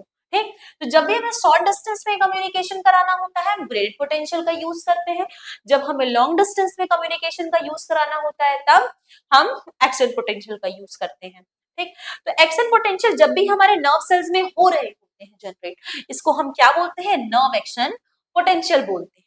ये जो प्रोडक्शन है बच्चों हमारे ग्रेडेड पोटेंशियल्स का या फिर एक्शन पोटेंशियल का, वो दो फीचर पे डिपेंड है, two basic features of the plasma membrane पे डिपेंड है। क्या क्या, पहला कि रेस्टिंग मेम्ब्रेन पोटेंशियल का एग्जिस्टेंस है या नहीं, और वहां पे कौन से आयन चैनल प्रेजेंट है। क्योंकि बच्चों जो हमारे न्यूरॉन्स की मेम्ब्रेन होती है ना, एक्सॉन की जो मेम्ब्रेन है, अगर आप ऐसे देखोगे तो यहाँ पे ना voltage gated ion channels present होते हैं। जैसे कोई सोडियम के आयन चैनल्स हो सकते हैं, पोटेशियम के हो सकते हैं, क्लोराइड के हो सकते हैं। ठीक, इस तरीके से आपको देखने को चैनल्स मिल रहे होते हैं। ठीक, तो अब हमारा एक्शन पोटेंशियल कैसा जनरेट होने वाला है, ये दो चीज पे डिपेंड करेगा कि हमारा रेस्टिंग मेम्ब्रेन पोटेंशियल का एग्जिस्टेंस है या नहीं, और दूसरा हमारे कौन से आयन चैनल्स वहां पे प्रेजेंट है। ठीक, जैसे कि देखते हैं क्या बताया जरा, आयन चैनल्स की बात है। रेस्टिंग मेम्ब्रेन पोटेंशियल का मतलब क्या होता है मैम ये बता दीजिए पहले। जब तक आयन चैनल्स नहीं समझोगे रेस्टिंग मेम्ब्रेन नहीं समझ आएगा, पहले आयन चैनल समझाओगे फिर रेस्टिंग मेम्ब्रेन। ठीक है, चलिए आयन चैनल समझते हैं। आयन का नाम ही क्या है, अब आप समझो एक तरफ पानी कम एरिया में है, एक तरफ पानी ज्यादा एरिया में, तो ज्यादा तरफ वाले एरिया वाले पानी को रोक के रखोगे तो वो कम तरफ वाले पे आता है ना। उसी तरीके से जो आयंस है वो हमारे हायर कंसंट्रेशन से कहाँ जा रहे हैं, लोअर कंसंट्रेशन पे जा रहे हैं। अगर पॉजिटिवली चार्ज कटायन है तो वो ऑब्वियस सी बात है हमारे नेगेटिवली चार्ज की तरफ जाएगा, और नेगेटिवली चार्ज अनायन है तो वो हमारे पॉजिटिवली चार्ज के साइड जाएगा। जिस तरीके से आयन मूव्स कर रहे होंगे उसी तरीके से एक फ्लो हमारा इलेक्ट्रिकल करंट का चल रहा होगा। ठीक है, जैसे कि अब जो भी इलेक्ट्रिकल सिग्नल हमारे न्यूरॉन्स प्रोड्यूस कर रहे हैं बच्चों, वो हमारे 4 टाइप्स ऑफ आयन चैनल्स पे डिपेंड है। पहला क्या है, leakage channel, leaky channels present है। दूसरा लाइगेंड गेटेड चैनल्स प्रेजेंट है। तीसरा मैकेनिकली गेटेड चैनल्स प्रेजेंट है। चौथा वोल्टेज गेटेड चैनल्स प्रेजेंट है। हम चारों को ही डिटेल में पढ़ेंगे। डिटेल में जब तक आप नहीं पढ़ोगे समझ नहीं आएगा। आयंस क्या है पता है? आयंस पता चल गए तो आयंस के चैनल्स है, उस चैनल से कौन मूव कर रहे होंगे? आयन मूव कर रहे होंगे हायर से लोअर कंसेंट्रेशन पे। हमारे मेम्ब्रेन के पास बच्चों आयन के चैनल्स प्रेजेंट होते हैं। वो चैनल्स गेट की तरह बंद रहते हैं, उनको खोलेंगे और उस चैनल से हमारे क्या होंगे? पास आउट होते हैं आयंस। ठीक, देखते हैं। सबसे पहले लीकी चैनल, ये क्या है अब आप समझो। ये है हमारा प्लाज्मा मेम्ब्रेन, मतलब मेम्ब्रेन की बात कर रहा है। ठीक है, ये जो है बच्चों हमारा एक्स्ट्रा सेलुलर फ्लूइड है और हमारा जो ये वाला रीजन है वो साइटोप्लाज्म मतलब साइटोप्लाज्म। ठीक, अब ध्यान से समझो। ठीक, और ये हमारा प्लाज्मा मेम्ब्रेन है, लिपिड की बाइलेयर दिख रहा है ना। ठीक, चलिए अब क्या बोल रहा है? ओपन और क्लोज पोजीशन में अरेंज रहते हैं। प्लाज्मा मेम्ब्रेन के पास बच्चों ढेर सारे पोटेशियम के लीकी चैनल्स है as compare to sodium ion के कंपेयर में। अगर हम पोटेशियम आयन लीकी चैनल्स में देखें तो मैंने बोला कि इस चैनल के पास ढेर सारे K+ आयन्स है, पोटेशियम आयन्स है। ठीक है, किसके और किसके कंपेयर में? सोडियम आयन के कंपेयर में। अगर मैं ये बोलूं कि रेस्टिंग कंडीशन में ये मेम्ब्रेन ऐसे चुपचाप बैठा हुआ है तो उसके पास अमाउंट किसका ज्यादा है? पोटेशियम का ज्यादा है। ठीक है, चलो पोटेशियम का अमाउंट ज्यादा है किसके कंपेयर में? सोडियम के अमाउंट के मैम। तो बच्चों अगर इसके अमाउंट में इसका कंपेरिजन ज्यादा है तो हायर कंसेंट्रेशन K+ का है, तो मूव भी ज्यादा कौन कर लेगा? K+ मूव कर लेगा कि नहीं? इसकी हायर परमिएबिलिटी है ना। तो रेस्टिंग कंडीशन में हमें समझ आया कि जो हमारा लीकी चैनल्स है उसमें K+ का अमाउंट ज्यादा है। चलो लाइगेंड गेटेड चैनल्स में चलते हैं। लाइगेंड गेटेड चैनल में देखो इसमें क्या होगा ना बच्चों, इसमें हमें ये समझ आ रहा था कि अपना बंद खुलेंगे ऑल्टरनेट पोजीशन था। पर लाइगेंड गेटेड में जब तक तुम केमिकल नहीं भेजोगे तब तक वो खुलने वाले नहीं है। कैसा केमिकल मैम? समझो आप, जो हमारे न्यूरॉन्स थे, न्यूरॉन्स में लास्ट में साइनअप था। ठीक है, साइनेप्टिक बल्ब था, उस साइनेप्टिक बल्ब में बच्चों भरे रहते हैं न्यूरोट्रांसमीटर। वो न्यूरोट्रांसमीटर जैसे जैसे ही पल्स पास होता है न्यूरोट्रांसमीटर फट से खुलते हैं, रिलीज होते हैं तो हमारी लाइगेंड गेटेड चैनल को ओपन करते हैं। ठीक है, ये सिर्फ न्यूरोट्रांसमीटर नहीं हो सकता, ये हार्मोन हो सकता है, कोई आयंस हो सकते हैं। ठीक है, जिसकी वजह से क्या देखने को मिल रहा है? जैसे मान लो एक न्यूरोट्रांसमीटर एसिटिलकोलिन है, वो आया और क्या किया? Na और Ca2 को डिफ्यूज कर दिया। कहां? अंदर साइड में। इस मेम्ब्रेन में किसको डिफ्यूज कर दिया? देखो यहां से ये Na को और Ca को डिफ्यूज कर दिया और बाहर ले लिया किसको? K+ को। इसको हम क्या बोल रहे हैं? Ligand gated channel. ठीक, नेक्स्ट है हमारा मैकेनिकल गेटेड चैनल। जब तक कोई मैकेनिकल स्टिमुलेशन नहीं दोगे ये महाराज नहीं खुलने वाले। जैसे मैम कैसा मैकेनिकल स्टिमुलेशन? टच दे दो, प्रेशर दे दो, वाइब्रेशन दे दो, खींच दो, ये इनका क्या है? ये इनका है आपका मैकेनिकल गेटेड चैनल का हम कह सकते हैं कि कौन सा स्ट्रेच दे रहे हैं। तो ये क्या कर रहा है? ये डिस्टॉर्ट कर दे रहा है चैनल को इसके रेस्टिंग पोजीशन से और गेट को ओपन कर दे रहा है। जैसे कि ऑडिटरी रिसेप्टर्स हमारे ईयर में पाए जा रहे हैं, वो रिसेप्टर्स जो कि हमारे इंटरनल ऑर्गन्स को स्ट्रेच किया जा रहा है। अगर हम कोई भी ऐसा मैकेनिकल स्टिमुलेशन दे रहे हैं तो हमें क्या देखने को मिलेगा? मैकेनिकली गेटेड चैनल्स ओपन हो जाएंगे। चलो यहाँ पे शॉर्ट फॉर्म में लिखा है लीकी चैनल्स जो कि रैंडमली ओपन और क्लोज होते हैं, उनको पता है। पहला वाले लीकी चैनल्स में क्या था? K+ ज्यादा थे, रैंडम खुले, K+ बाहर मूव कर गए। लाइगेंड गेटेड में क्या है? तुम कोई केमिकल दे दो वो खुल जाएंगे। मैकेनिकल गेटेड में क्या है? मैकेनिकल स्टिमुलस दे दो वो खुल जाएंगे। ठीक है, वोल्टेज गेटेड में क्या है? आपको एक गेटेड चैनल्स ओपन कर दो in response to a voltage stimulus, वो खुल जाएंगे। ठीक है, आगे देखते हैं रेस्टिंग मेम्ब्रेन पोटेंशियल। अब आप बच्चों एक्शन पोटेंशियल में मैंने बताया था कि अगर एक्शन पोटेंशियल पढ़ना है तो दो चीज होना चाहिए, आयन चैनल्स और रेस्टिंग मेम्ब्रेन। आयन चैनल्स क्या है ये समझ आ गया, एक ऐसे चैनल्स जो आयन का फ्लो करा रहे हैं। अब हम रेस्टिंग मेम्ब्रेन पोटेंशियल देखेंगे। ठीक है, अगर बच्चों हम न्यूरॉन्स को रेस्टिंग मेम्ब्रेन के कंडीशन में देखें तो उनका जो पोटेंशियल है वो -40 to 90 मिलीवोल्ट होता है और एकदम टिपिकल और एक्यूरेट जो लेके स्टैंडर्ड वैल्यू लेके चल रहे होते हैं वो -70 मिलीवोल्ट है। ये जो माइनस साइन है वो क्या इंडिकेट कर रहा है? माइनस साइन इंडिकेट कर रहा है कि ये हमारी मेम्ब्रेन है, मेम्ब्रेन के अंदर साइड क्या है? बहुत ज्यादा निगेटिव है और बाहर साइड उसके रिलेटिव आउटसाइड में क्या है? पॉजिटिव है। ठीक, क्योंकि मैंने क्या बताया? मैंने बताया कि जब हमारा रेस्टिंग कंडीशन होता है तब हमारे केसेस ज्यादा होते हैं।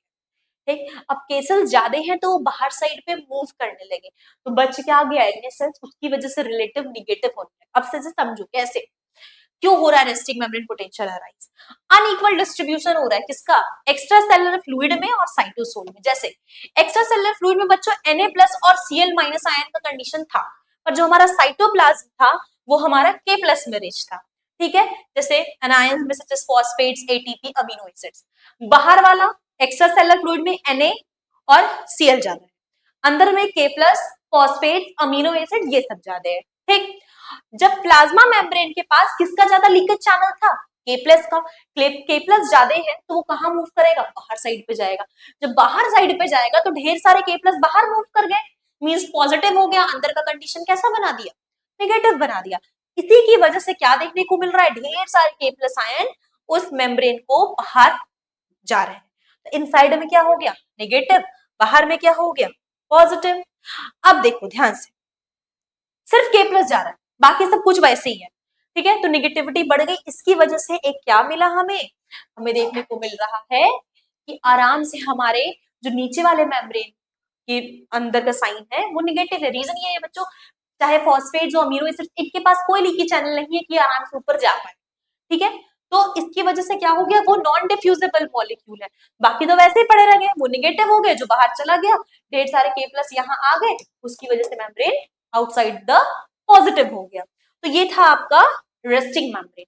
एक पॉइंट और समझो, जो एक्टिविटी है हमारे सोडियम पोटेशियम एटीपेज की, ये एक अनदर फैक्टर है रेस्टिंग मेम्ब्रेन पोटेंशियल का। जैसे कि जब हमारा रेस्टिंग मेम्ब्रेन कंडीशन में है बच्चों, तब 3Na+ को ये क्या कर रहा होगा, ठीक है, Na+ ATPase expels 3Na+ ion, 3Na+ ion expel out होगा और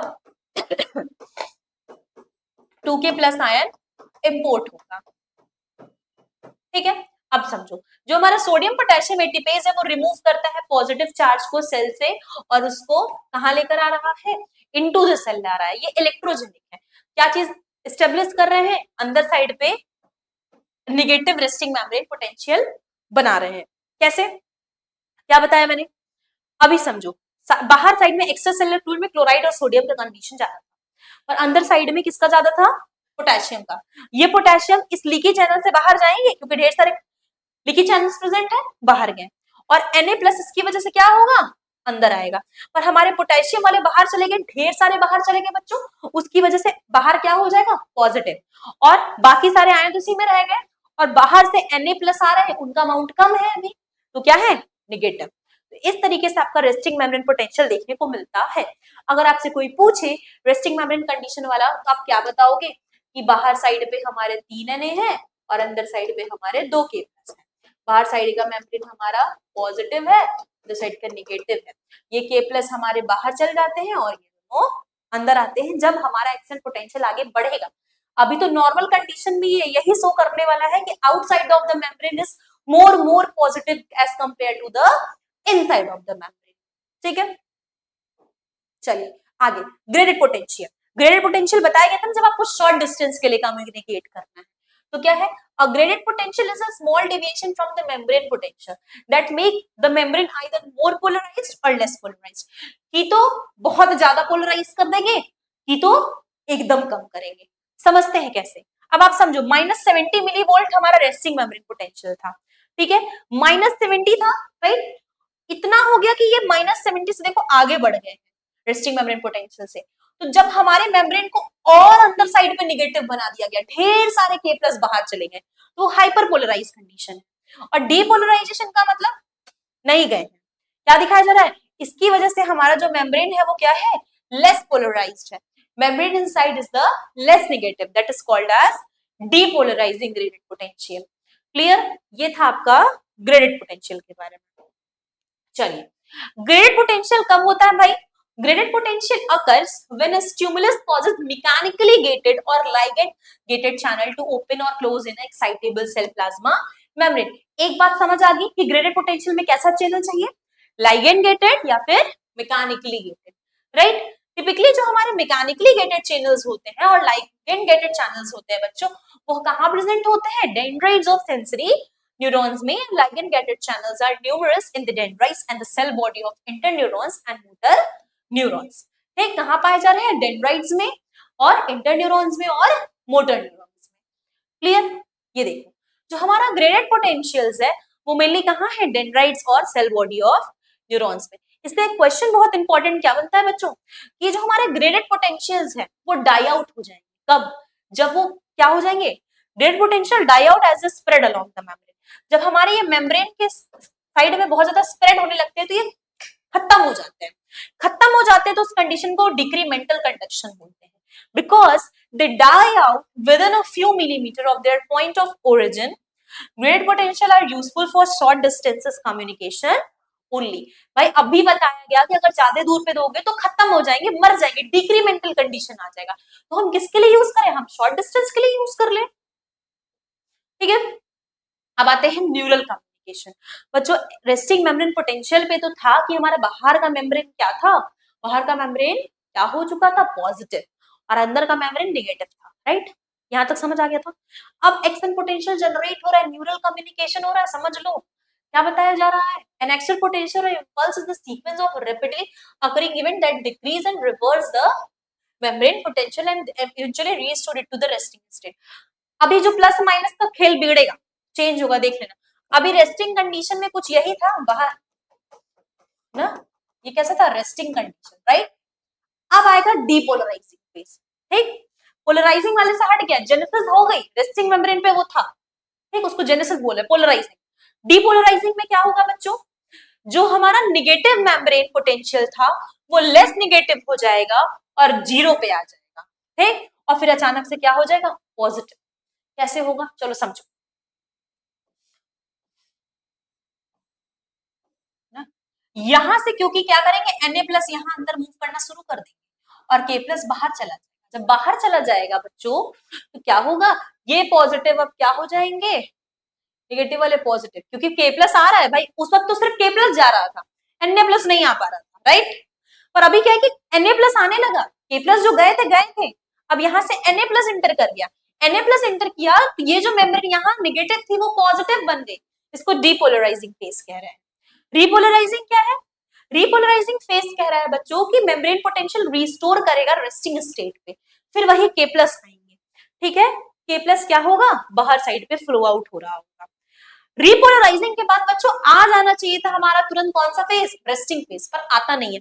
ढेर सारे मेम्ब्रेन और क्या करते हैं? ढेर सारे K+ बाहर चले जाते हैं, तो उसको हम क्या बोलते हैं? हाइपरपोलराइजिंग फेज। अब आप कुछ समझो जो समझाना चाहते हैं। पहला था बच्चों रेस्टिंग कंडीशन। राइट,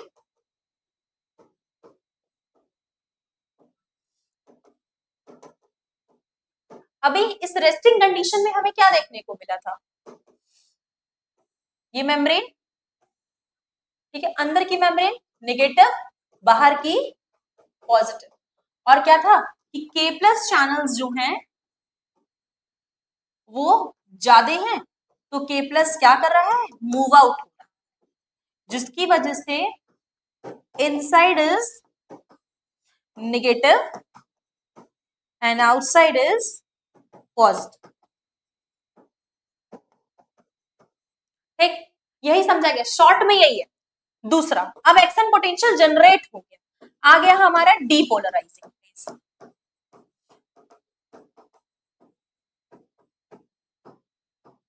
ठीक है, अभी क्या हुआ इस कंडीशन में?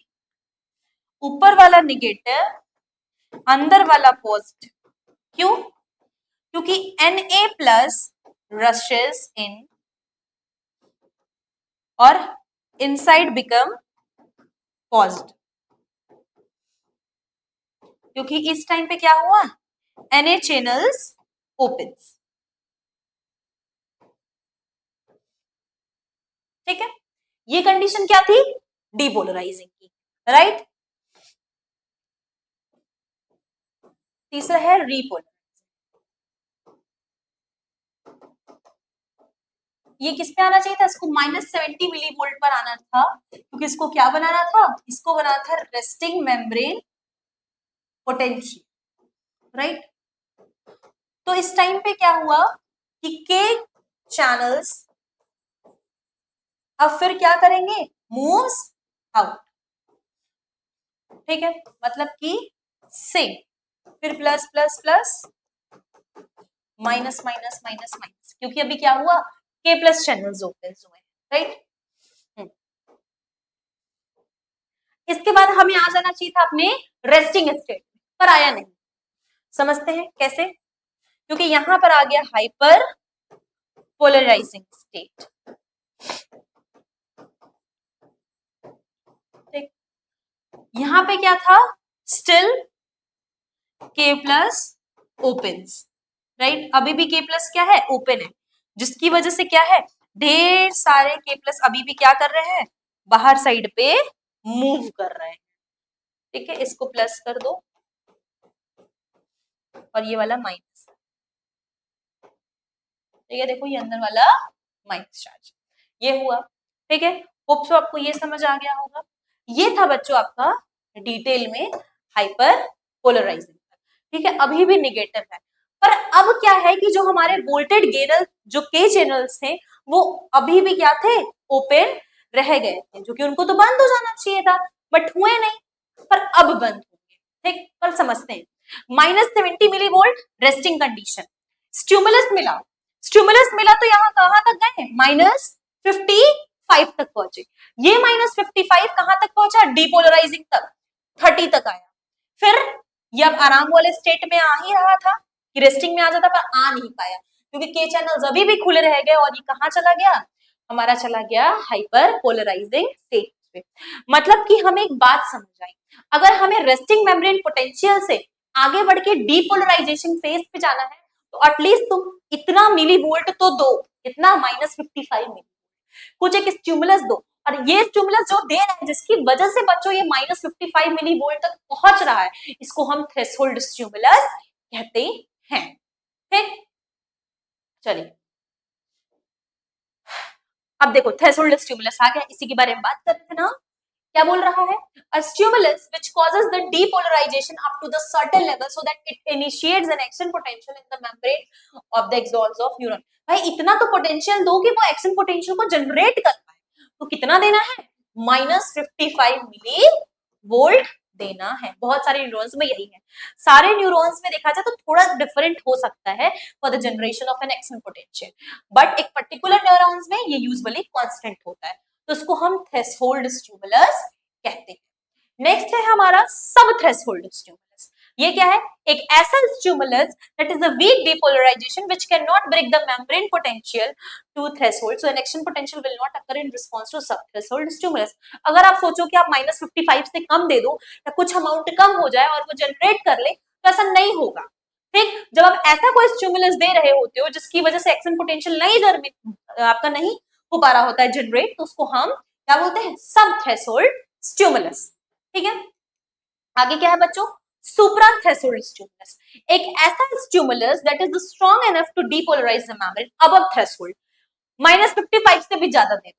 ठीक है, उस टाइम पे क्या होगा, उसको हम बोलते हैं सुप्रा थ्रेशोल्ड स्टिमुलस, जिनका सेम एम्पलीट्यूड होगा as an action potential caused by threshold stimulus. Therefore अगर हम कहें कि एक बार एक्शन पोटेंशियल जनरेट हो चुका है, तो जो भी उसकी हाइट होगी वो हर टाइम पे क्या होगी, एम्पलीट्यूड उसका सेम होगा।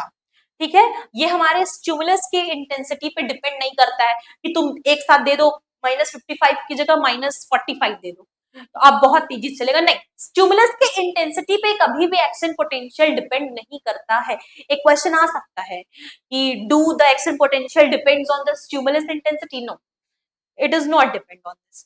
ठीक है, आगे बढ़ते हैं। नेक्स्ट है नोट, एक बार हमारा एक्शन पोटेंशियल जनरेट हो गया, थ्रेशोल्ड स्टिमुलस मिल गया, -55 मिलीवोल्ट तक का मिल गया, डीपोलराइजेशन फेज आ गया। ठीक है, पर तब नहीं जब सब थ्रेशोल्ड होगा, राइट। अदर वर्ड में बोले, जब तक एक बार एक्शन पोटेंशियल एक बार एक्शन पोटेंशियल जनरेट हो चुका है बच्चों, अब आप चाहोगे कि आप दूसरा भी दे तो वो भी चलता रहे, तो नहीं, एक एक्शन पोटेंशियल जब तक पूरा नहीं कंप्लीट हो जाता, पूरा फॉलो नहीं कर लेगा अपने प्रिंसिपल को, दूसरा जनरेट नहीं करने देता है। और जब तक ये वाला क्राइटेरिया चल रहा होता है कि एक बार एक्शन पोटेंशियल जनरेट हो चुका है, अब वो कंप्लीट नहीं करेगा, तब तक दूसरा वाला नहीं होगा। ठीक है, तो उसको क्या बोलते हैं, ऑल और नन प्रिंसिपल। ठीक है, आगे देखते हैं, ये देखिए मैंने बोला कि आप किसी भी हाइट का दे दो, -55 तक जाता, आप यहाँ तक दे दो, पर देखो सभी का सेम आ रहा है ना, कांस्टेंट है भाई, इंटेंसिटी पे डिपेंड ही नहीं कर रहा है, ठीक है। सब थ्रेशोल्ड तुम 55 से कम दोगे, थ्रेशोल्ड 55 दे रहे हो और यहाँ 55 से ज्यादा दे रहे हो, तो ये आपका क्या है, स्टिमुलस का डायग्राम दिखाया गया। नेक्स्ट है रिफ्रैक्टरी पीरियड, इसको समझते क्या है, the time the period of a time after an action potential begins during which an excitable cell cannot generate another action potential in response to normal threshold stimulus। क्या बताया जा रहा है, एक बार एक्शन पोटेंशियल जनरेट हो चुका, अब तुम दूसरा वाला दे दिए, दूसरा वाला दे दिए, वो नहीं करेगा क्योंकि एक टाइम पीरियड में एक ही ना चलेगा, तो उस टाइम पीरियड में जो एक चल रहा है उसको हम क्या बोल रहे हैं, रिफ्रैक्टरी पीरियड बोल रहे हैं, ठीक है। एक मिनट, हाँ, ऑल और नॉन प्रिंसिपल क्या बोल रहा था बच्चों, एक बार इसको सुन लीजिए फिर से। ऑल और नॉन प्रिंसिपल बोल रहा था कि अगर एक बार आपने थ्रेशोल्ड स्टिमुलस दे दिया वो तभी चलेगा, अगर आप उसको उससे कम वाला देते हो, सब वाला, तो वो नहीं चलने वाला, ठीक है। और एब्सोल्यूट रिफ्रैक्टरी क्या बोल रहा है बच्चों, एब्सोल्यूट रिफ्रैक्टरी बोल रहा है कि एक टाइम पीरियड में एक ही एक्शन पोटेंशियल चलता है, ठीक है। अगर आप चाहो कि आप दूसरा वाला दे दो और वो भी साथ में चले तो वो ऐसा नहीं होगा, ठीक है। उसमें भी हमारा डिवाइड किया हुआ है। एब्सोल्यूट रिफ्रैक्टरी पीरियड क्या है, चलिए समझते हैं। एक ऐसा पीरियड, चाहे आप कितना भी स्ट्रॉन्ग स्टिमुलस दे दो कि नहीं हम -55 वाले से -35 वाला दे दो तो चल जाए, चलेगा ही नहीं, ठीक। इसको एब्सोल्यूट रिफ्रैक्टरी पीरियड कह रहे हैं। क्यों, क्योंकि this period coincide with the period of Na plus channel activation and inactivation. Inactivated Na plus channels cannot reopen, they first must return to its resting state. क्या कहने का मतलब है, कहने का मतलब ये है कि डीपोलराइजेशन फेज में हमारा Na+ को खुलना था, वो खुलकर आया फिर बंद हुआ ना, फिर तुम उसको खोलना चाहोगे तब तुम एक बार फिर से रेस्टिंग कंडीशन में आना होगा, ऐसा नहीं कि जब मन चाहा तब Na+ चैनल खुल जाएगा, तो उसी को क्या बोला जा रहा है, एब्सोल्युटली रिफ्रैक्टरी पीरियड। अगर हम एक्शन पोटेंशियल के कंट्रास्ट में देखें तो जो हमारा ग्रेडेड पोटेंशियल है वो इस रिफ्रैक्टरी पीरियड को नहीं दिखाता है, क्योंकि ग्रेडेड में तो शॉर्ट डिस्टेंस के लिए दूर तक जाना ही नहीं है, ठीक। लार्ज डायमीटर एक्सॉन्स के पास लार्जर सरफेस एरिया होता है, तो उनका ब्रीफ एब्सोल्युटली रिफ्रैक्टरी पीरियड भी होगा, क्या है भाई, 0.4 मिलीसेकंड का, because a second of impulse can arise very quickly, up to 1000 impulse per second are possible. Small diameter axon का एब्सोल्युटली रिफ्रैक्ट पीरियड लॉन्ग होता है as 4 मिलीसेकंड का, क्योंकि इसमें क्या है, मैक्सिमम 250 इंपल्स ही एक सेकंड में हो सकते हैं। भाई लॉन्ग डायमीटर रहेगा तो ऑब्वियस सी बात है जल्दी होगा।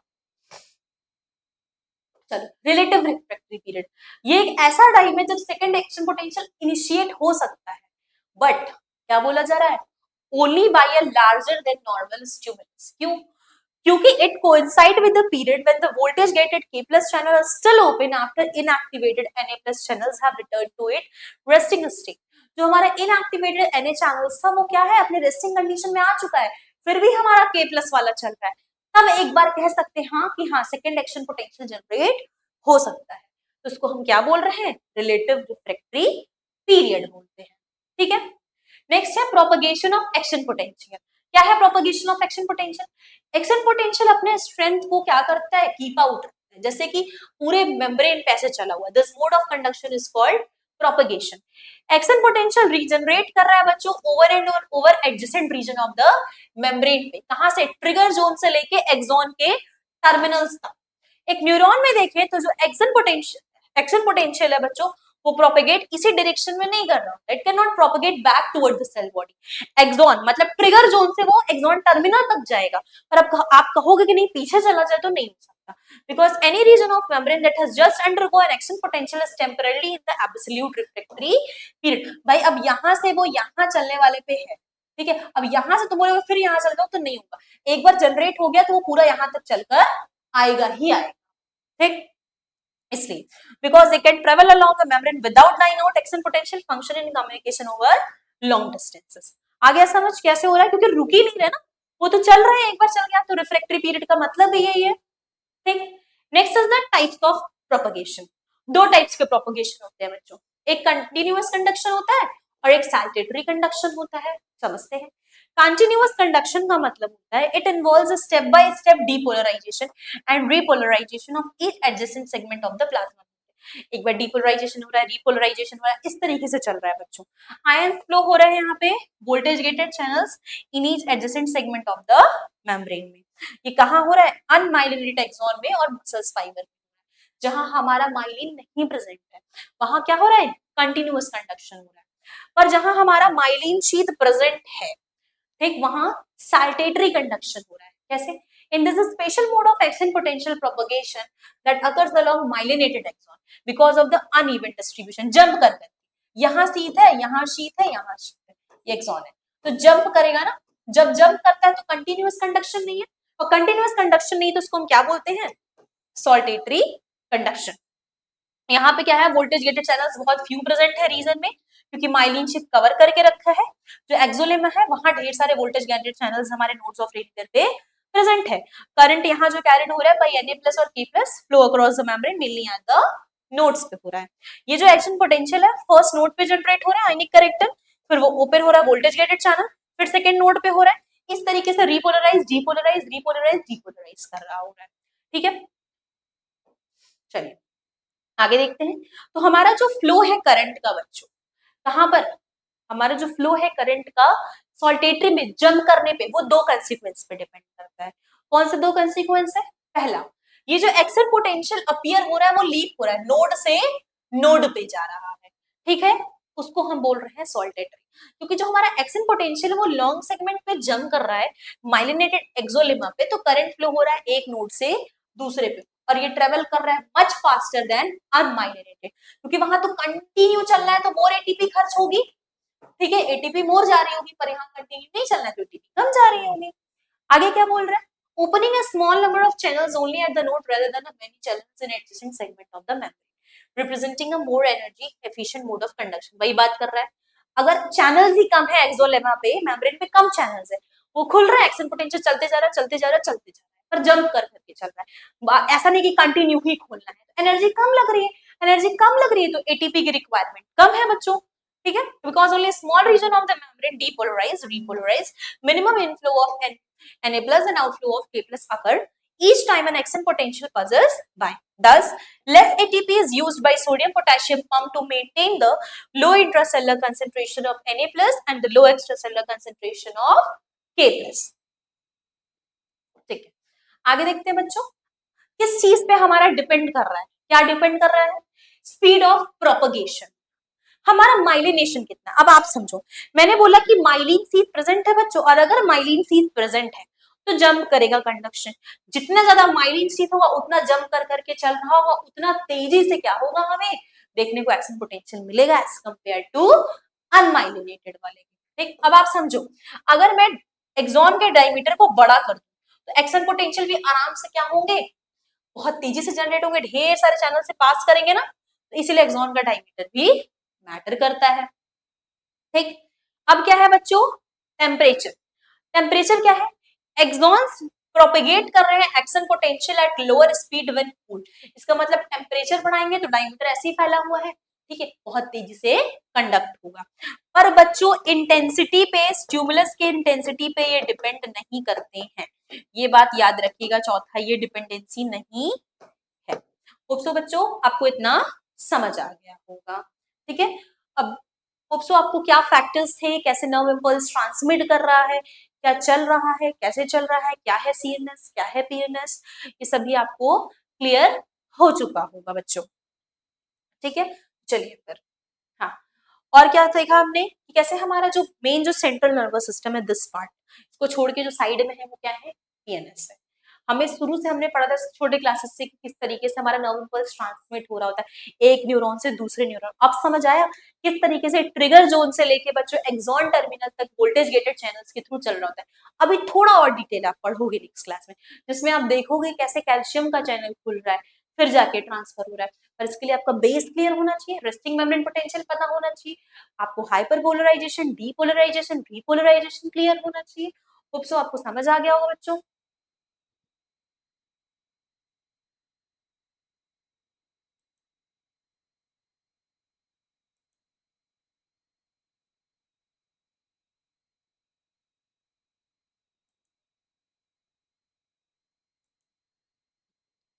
तो ठीक है बच्चों, आगे बढ़ने से पहले हम आपको दिखाना चाहेंगे एक इन्फॉर्मेशन है। अगर बच्चों आप भी सेकंड और फोर्थ सेमेस्टर की पढ़ाई इसी तरीके से फुल फ्लेज में करना चाहते हो तो आपको हमारे नवोदय बैच में ज्वाइन करना होगा। कैसे होगा? आप अपने फोन के प्ले स्टोर पे जाकर बच्चों इस ऐप को डाउनलोड कर लोगे, जहां आपको क्या क्या देखने को मिलने वाला है, ऑनलाइन इंटरेक्टिव क्लासेस देखने को मिलेगा, लाइव डाउट सेशंस देखने को मिलेंगे, क्लास नोट्स देखने को मिलेगा बच्चों, पीडीएफ मिलेंगे, पीवाईक्यूज मिल रहे होंगे, सारा यूनिट जो यहाँ पढ़ाया जा रहा है बच्चों उसके वन शॉट रिवीजन आपको मिलेगा। साथ ही साथ बच्चों मैं बता दूं कि आपको जो यहाँ भी पढ़ाया जा रहा है उसका भी फ्री नोट्स आपको कहाँ मिलने वाला है, हमारे डीएनएस एजुकेयर ऐप पर मिलने वाला है। ठीक है, अगर आपको इसके रिगार्डिंग कोई भी डाउट या फिर इंफॉर्मेशन लेना है तो आप हमारे हेल्पलाइन नंबर पे कॉल कर सकते हो। सिर्फ जूलॉजी ही नहीं बच्चों, चाहे physics, chemistry, botany, math, statistics, आपका सेकेंड और फोर्थ सेमेस्टर के लिए सिर्फ और सिर्फ 1250 में है। ठीक है, इसमें भी आपको 10% का डिस्काउंट मिलता है अगर आप हमारे डीएनएस 10 कूपन कोड को अप्लाई करते हो। होप सो आपको आज का लेक्चर क्लियर हो गया होगा। तो फिर मिलेंगे बच्चों नेक्स्ट क्लास में नेक्स्ट टॉपिक के साथ। अभी के लिए हम लेक्चर को एंड करते हैं। Thank you.